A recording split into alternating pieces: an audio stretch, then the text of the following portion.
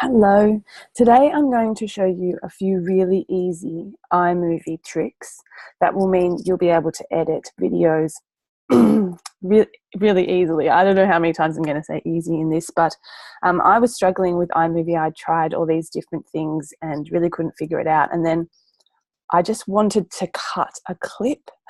Once I figured out how to do that, it was all much easier.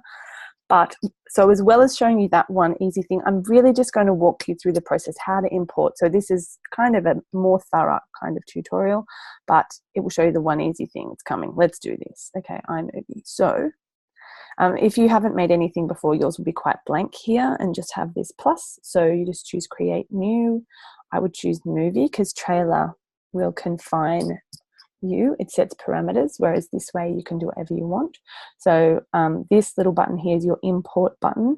You can also click and drag stuff over, like say here in a different window I have some video files, so I'm just going to click and drag them in. Let's see if I can get it to work. Yeah, you can just drop and drag into this section here. Okay, and then this little button here changes how detailed it's going to show you the clip. So it can show you the clip, like it's 4 minutes, but it's quite condensed, right? So you can either look at it as a condensed clip, or you can open it up. And in this way, when you watch it back, you can actually go, okay, this is where I want to stop it. And this bit here is a mistake that I want to cut out. So this is, here it is, the super easy trick. What you do is you just click here, you click on the item, and then this is called the playhead, this line with the triangle. Look at me with the finger up. And then all you do is you just make sure this is highlighted. So it can be not highlighted. It needs to be highlighted. Then you need to find that spot, the playhead. Then you right click. Oh, come on, darling. Aha. And then trim to playhead. And that's just going to trim that whole other piece out. Now, if you've made a mistake, there's another, you can just Command Z, it's like the ultimate move. You can split the clip.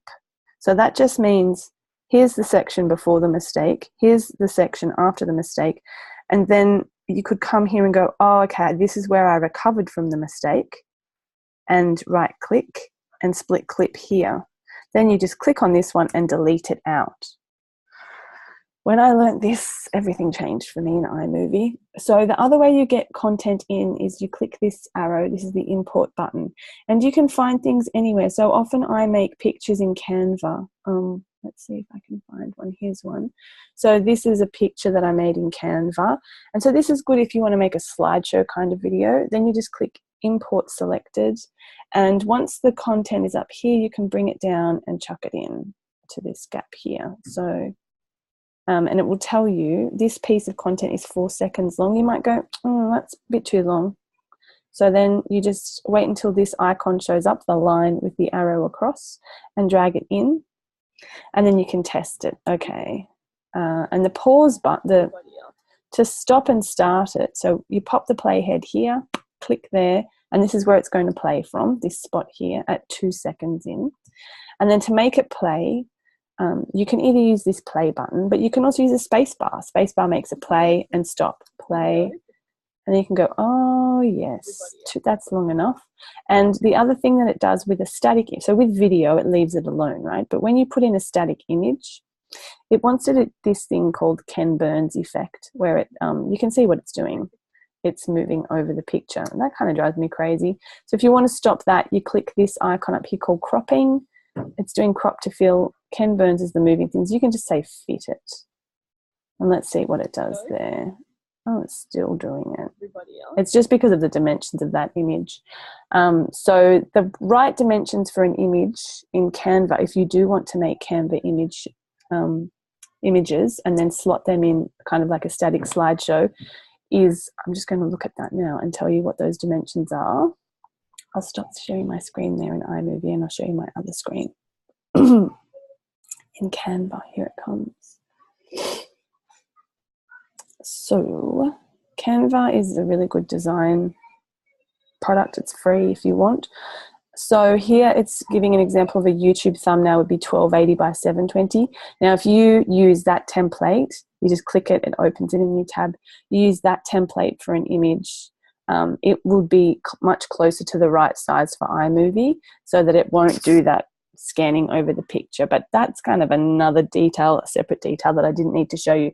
So the super easy trick is that right click and split the clip, or right click and trim to the playhead. That's going to change everything in iMovie. I've also shown you how to import content. I wonder if I should show you my other two really easy tricks. Let's do it. You can always pause me if you're going, I'm already overwhelmed. Just turn me off. Okay, so you've got some video, you've got an image, you've got some more video. You might not have an image. You might just have an edited video. So you can put transitions in. So all you do is click transitions up here, and you can kind of trial a transition by just clicking in here, and in this other window it will show you how it transitions. That's kind of making me feel nauseous. My favorite ones are doorway, which does this, whoop, whoop. And my other favorite one is cube. So all you do is you grab one of those and you plop it in between your clips, and it will do this. Video, switch you over. So there's lots of different transitions. You might have different favorite ones. There's good old mosaics, pretty fun. Anyway, it's too much fun. The other thing you can do is put an audio track over. So if you have songs in iTunes, there's also sound effects, and that drops open from here, and there's actually a lot of sound effects. There's all these different little ambient ones, canoe paddle sound, forest sound. There's loads of different ones. So what you can do if you want to use one of those is just grab it and drag it down, and it pops it down here in this other track. So then you can totally edit that. You can do a fade out. Let's have a look. Ooh. Excuse me, I've made it too big. I must usually do it about that big. Oh, it's just a long video. Okay, so in this case, the music track doesn't quite last as long. So you might add in another music track, or you might edit the video to be as long as the music track. If your video is shorter than the music track, you move the cursor over this line until the line with the arrow comes up, and then you can drag the clip shorter.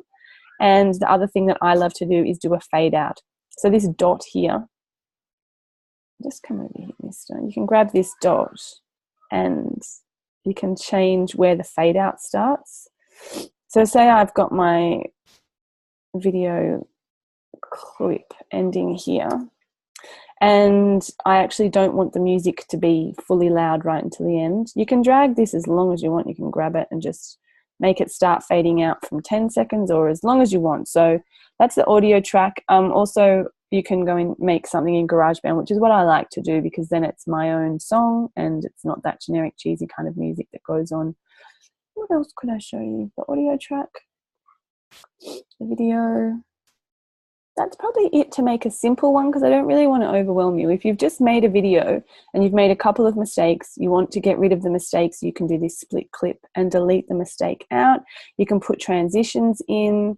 I've showed you how to bring in a Canva picture, and you might do that so that, so that your video starts with an image rather than dropping straight into your beautiful face. So you might just have a picture as a slide, or you might have your branding there, and you might end with your branding, or you might put a little call to action image at the end. That would be something like book your free session now, and you would put that Canva picture down here. So that's how I do it. I have a little intro, a little outro, I have my video in between, and you actually might not want to have an audio track for the whole thing. Especially when you're talking and delivering content, but you might like to have background music. There's a lot of options. This was meant to be simple. I hope I haven't confused the heck out of you, and I hope this helps and you have a gorgeous day. See ya.